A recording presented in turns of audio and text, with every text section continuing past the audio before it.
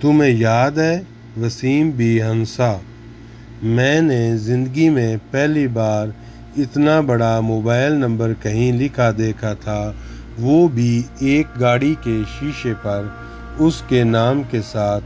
یاد تو ہونا ہی تھا امامہ پھر ہنسی۔ میں تو خود سوچ رہا ہوں اپنی گاڑی کے شیشے پر موبائل نمبر لکھوانے کا، وسیم نے بالوں میں ہاتھ پھیرتے ہوئے کہا۔ کون سے موبائل کا؟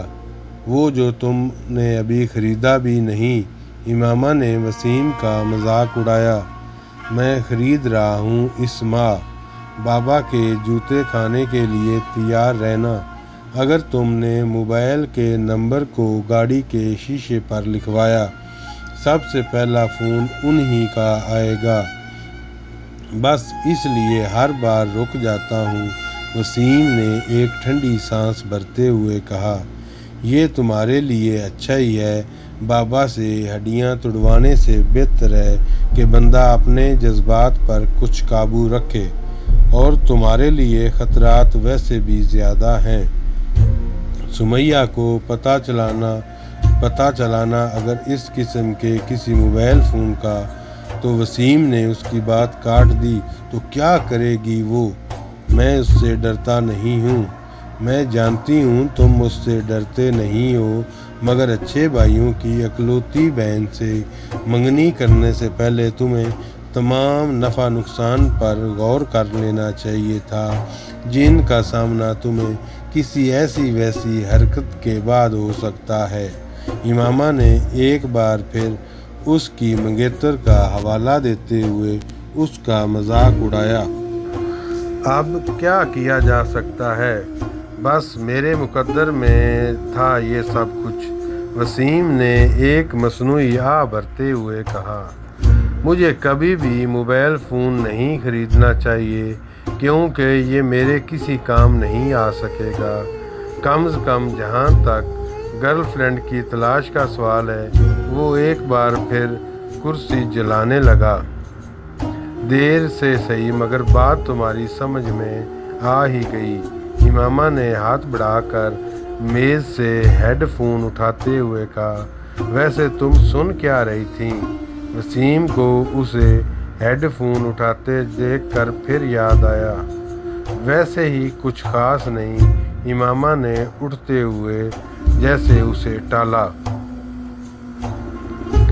آپ لاہور جا رہے ہیں تو واپسی پر امامہ کے ہاسٹل چلے جائیں، یہ کچھ کپڑے ہیں اس کے، درزی سے لے کر آئی ہوں، آپ اسے دے آئیں، سلمیٰ نے ہاشم سے کہا۔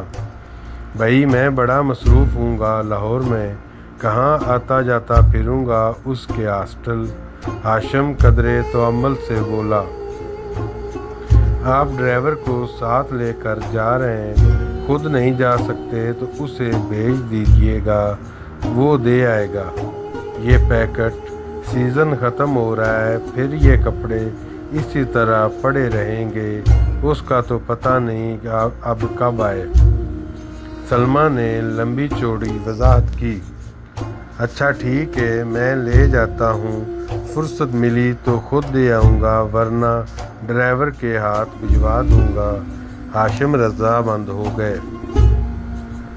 لاہور میں انہوں نے خاصا مصروف دن گزارا۔ شام 5 بجے کے قریب انہیں کچھ فرصت ملی، اور تب انہیں اس پیکٹ کا بھی خیال آیا۔ ڈرائیور کو پیکٹ لے جانے کا کہنے کی بجائے وہ خود امامہ کے ہاسٹل چلے آئے۔ اس کے ایڈمیشن کے بعد آج پہلی بار وہ وہاں آئے تھے۔ گیٹ کیپر کے ہاتھ انہوں نے امامہ کے لیے پیغام بھجوایا اور خود انتظار کرنے لگے۔ ان کا خیال تھا کہ وہ جلد ہی آ جائے گی، مگر ایسا نہ ہوا۔ 10 منٹ، 15 منٹ، 20 منٹ، وہ اب کچھ بیزار ہونے لگے۔ اس سے پہلے کہ وہ اندر دوبارہ پیغام بھجواتے، انہیں گیٹ کیپر ایک لڑکی کے ساتھ آتا دکھائی دیا۔ کچھ قریب آنے پر انہوں نے اس لڑکی کو پہچان لیا۔ وہ جویریہ تھی، امامہ کی بچپن کی دوست، اور اس کا تعلق بھی اسلام آباد سے ہی تھا۔ السلام علیکم انکل، جویریہ نے پاس آ کر کہا۔ وعلیکم السلام بیٹا، کیسی ہو تم؟ میں ٹھیک ہوں۔ میں یہ امامہ کے کچھ کپڑے دینے آیا تھا، لاہور آ رہا تھا تو اس کی امی نے یہ پیکٹ دے دیا۔ اب یہاں بیٹھے بیٹھے مجھے گھنٹہ ہو گیا مگر انہوں نے اسے نہیں بلایا۔ ہاشم کے لہجے میں شکوہ تھا۔ انکل، امامہ مارکیٹ گئی ہے کچھ دوستوں کے ساتھ، آپ یہ پیکٹ مجھے دے دیں، میں خود اسے دے دوں گی۔ ٹھیک ہے، تم رکھ لو۔ ہاشم نے وہ پیکٹ جویریہ کی طرف بڑھا دیا۔ رسمی الیکس لیک کے بعد وہ واپس مڑ گئے۔ جویریہ یہ بھی پیکٹ پکڑ کر ہاسٹل کی طرف چلی گئی مگر اب اس کے چہرے پر موجود مسکراہٹ غائب ہو چکی تھی۔ کوئی بھی اس وقت اس کے چہرے پر پریشانی کو واضح طور پر بھانپ سکتا تھا۔ ہاسٹل کے اندر آتے ہی وارڈن سے اس کا سامنا ہو گیا جو سامنے ہی کھڑی تھی۔ جویریہ کے چہرے پر ایک بار پھر مسکراہٹ آ گئی۔ بات ہوئی تمہاری اس کے والد سے؟ وارڈن نے اسے دیکھتے ہی اس کی طرف بڑھتے ہوئے کہا۔ جی بات ہوئی، پریشانی والا کوئی مسئلہ نہیں، وہ اسلام آباد میں اپنے گھر پر ہی ہے۔ اس کے والد یہ پیکٹ لے کر آئے تھے، میرے گھر والوں نے میرے کچھ کپڑے بھجوائے ہیں۔ انکل لاہور آ رہے تھے تو امامہ نے کہا وہ لے جائیں۔ انکل نے غلطی سے یہاں آ کر میرا نام لینے کی بجائے امامہ کا نام لے دیا۔ جویریہ نے ایک ہی سانس میں کئی جھوٹ روانی سے بولے۔ وارڈن نے سکون کا سانس لیا۔ خدا کا شکر ہے، ورنہ میں تو پریشان ہو گئی تھی کہ مجھے تو وہ اس ویک اینڈ پر گھر جانے کا کہہ کر گئی، تو پھر وہ کہاں ہے؟ وارڈن نے مڑتے ہوئے کہا۔ جویریہ پیکٹ پکڑے اپنے کمرے کی طرف چلی آئی۔ رابعہ اسے دیکھتے ہی تیر کی طرح اس کی طرف آئی۔ کیا ہوا، اسلام آباد میں ہی ہے وہ؟ نہیں، جویریہ نے مایوسی سے سر ہلایا۔ مائی گاڈ!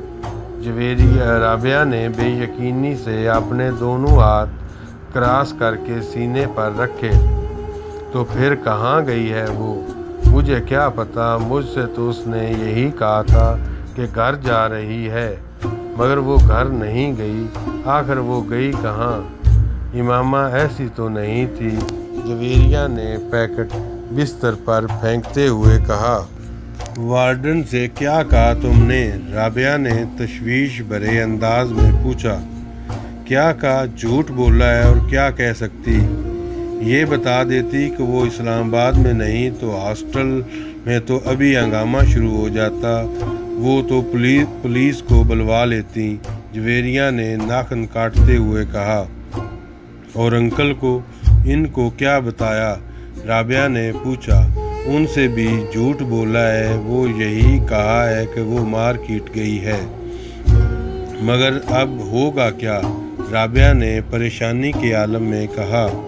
مجھے تو یہ فکر ہو رہی ہے کہ اگر وہ واپس نہ آئی تو میں بری طرح پکڑی جاؤں گی، سب یہی سمجھیں گے کہ مجھے اس کے پروگرام کا پتہ تھا، اس لیے میں نے وارڈن اور اس کے گھر والوں سے سب کچھ چھپایا۔ جویریہ کی پریشانی بڑھتی جا رہی تھی۔ کہیں امامہ کو کوئی حادثہ ہی پیش نہ آ گیا ہو، ورنہ وہ ایسی لڑکی تو نہیں کہ اس طرح۔ رابعہ کو اچانک ایک خدشے نے ستایا۔ مگر اب ہم کیا کریں؟ ہم تو کسی سے اس سارے معاملے کو ڈسکس بھی نہیں کر سکتے، جویریہ نے ناخن کترتے ہوئے کہا۔ زینب سے بات کریں، رابعہ نے کہا۔ فار گاڈ سیک رابعہ، کبھی تو عقل سے کام لیا کرو، اس سے کیا بات کریں گے ہم؟ جویریہ نے جھنجھلا کر کہا۔ تو پھر انتظار کرتے ہیں، ہو سکتا ہے وہ آج رات تک یا کل تک آ جائے۔ اگر آ گئی پھر تو کوئی مسئلہ نہیں رہے گا، اگر نہ آئی تو پھر ہم وارڈن کو سب کچھ سچ سچ بتا دیں گے۔ رابعہ نے سنجیدگی سے سارے معاملے پر غور کرتے ہوئے طے کیا۔ جویریہ نے اسے دیکھا مگر اس کے مشورے پر کچھ کہا نہیں۔ پریشانی اس کے چہرے سے جھلک رہی تھی۔ جویریہ اور رابعہ رات بھر سو نہیں سکیں۔ وہ مکمل طور پر خوف کی گرفت میں تھیں۔ اگر وہ نہ آئی تو کیا ہوگا؟ یہ سوال ان کے سامنے بار بار بھیانک شکلیں بدل بدل کر آ رہا تھا۔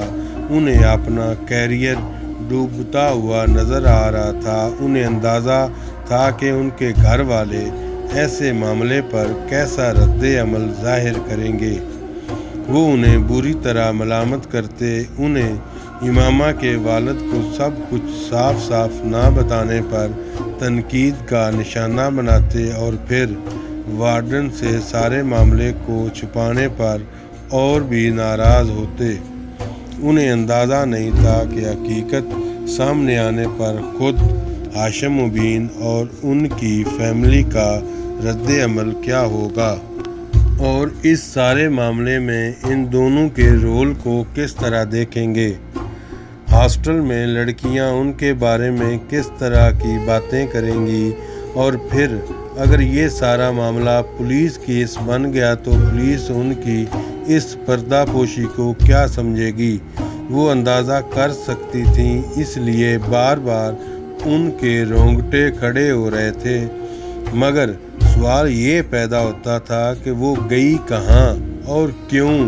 وہ دونوں اس کے پچھلے رویوں کا تجربہ کرنے کی کوشش کر رہی تھیں۔ کس طرح پچھلے 1 سال سے وہ بالکل بدل گئی تھی۔ اس نے ان کے ساتھ گھومنا پھرنا بند کر دیا۔ وہ الجھی رہنے لگی تھی۔ پڑھائی میں اس کا انہماک بھی کم ہو گیا اور اس کی کم گوئی، اور وہ جو ایک بار ہمارے ساتھ شاپنگ کے لیے جانے پر پیچھے سے غائب تھی، تب بھی یقیناً وہ وہیں گئی ہوگی جہاں وہ اب گئی ہے، اور ہم نے کس طرح بیوقوفی کی طرح اس پر اعتبار کر لیا۔ رابعہ کو پچھلی باتیں یاد آ رہی تھیں، مگر امامہ ایسی نہیں تھی۔ میں تو اسے بچپن سے جانتی ہوں، وہ ایسی بالکل بھی نہیں تھی۔ جویریہ کو اب بھی اس پر کوئی شک نہیں ہو رہا تھا۔ ایسا ہونے میں کوئی تھوڑی دیر لگتی ہے، بس انسان کا کردار کمزور ہونا چاہیے۔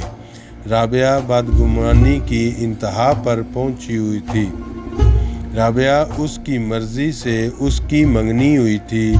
وہ اور اسجد ایک دوسرے کو پسند کرتے تھے، پھر وہ اس طرح کی حرکت کیسے کر سکتی ہے؟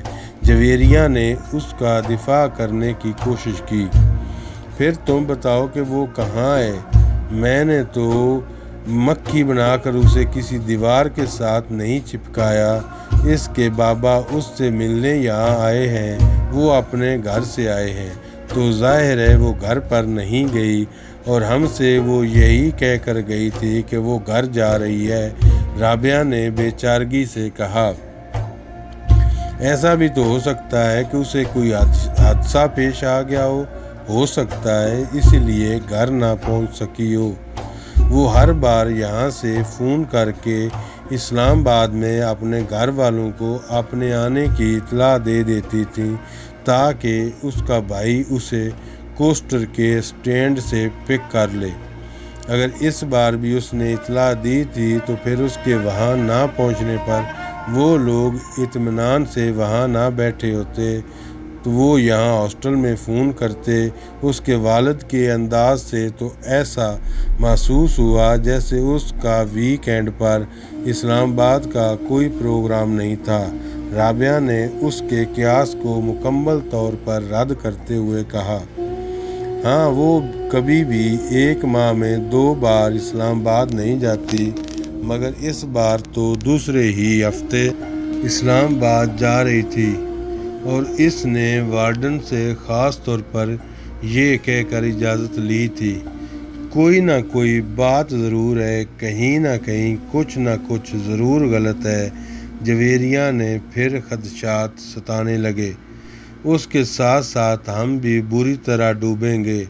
ہم سے بہت بڑی غلطی ہوئی جو ہم نے سب کچھ اس کے باپ کو صاف صاف نہیں بتایا۔ اس کے والد کو یہاں سے ایسے نہیں جانا چاہیے تھا۔ ان کو پتہ چلتا پھر وہ جو چاہے کرتے، یہ ان کا مسئلہ ہوتا۔